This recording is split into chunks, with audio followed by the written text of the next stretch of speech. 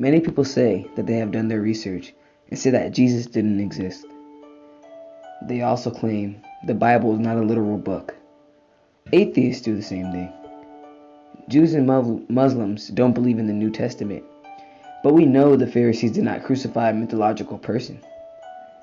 The New Testament talks about the Pharisees and their doctrines.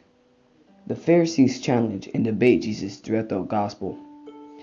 Why would ancient historians all write books or tell accounts of someone who doesn't exist? Why would historians write about anything that isn't real?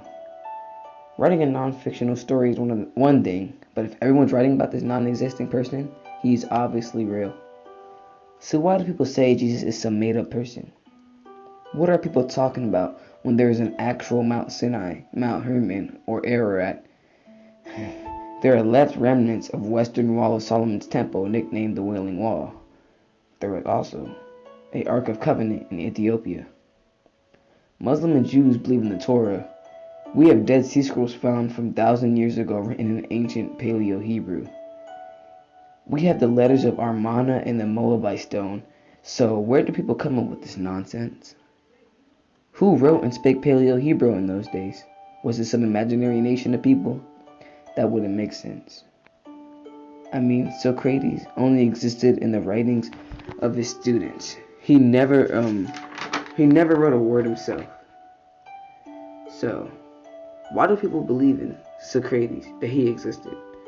There is less proof of his existence, than there is when we talk about Jesus. The reason is because there's a sculpture of him in Louvre Museum in Paris. Jesus' life was documented by historians, his disciples, and also those who rejected him. Many people believed he was a sage from Egypt.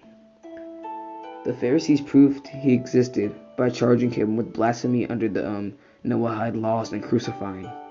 So to lay the opinions to rest, let's see some historians who lived during those times and what they had to say about Jesus. Okay, Cornelius Tackett, 55 AD to 120 AD, was a Roman historian who lived when Pontius Pilate, under the reign of Roman Emperor Tiberius, ordered to have Jesus crucified. In his book, the Annals XV, you can see his account of Jesus in that book.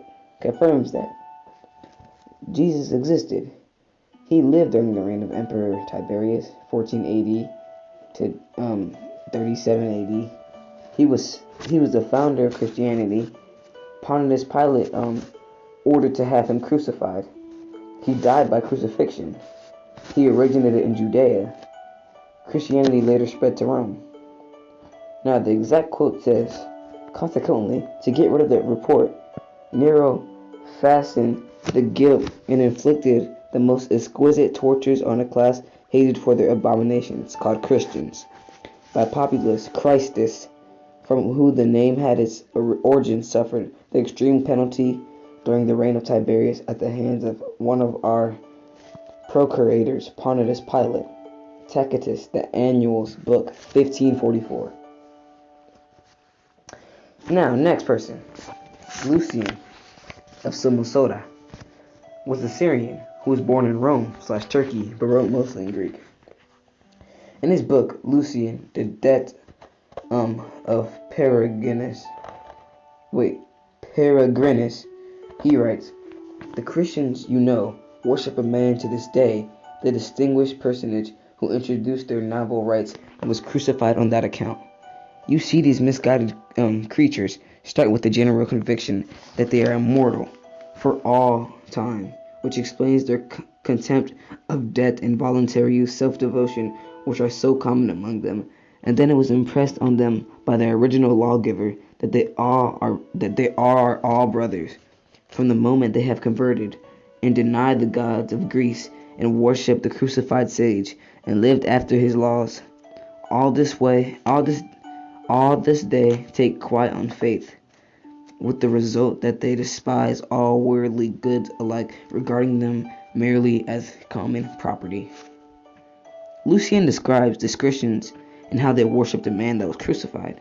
He admits that the Christians' conviction and faith was so great that they were willing to die in his name.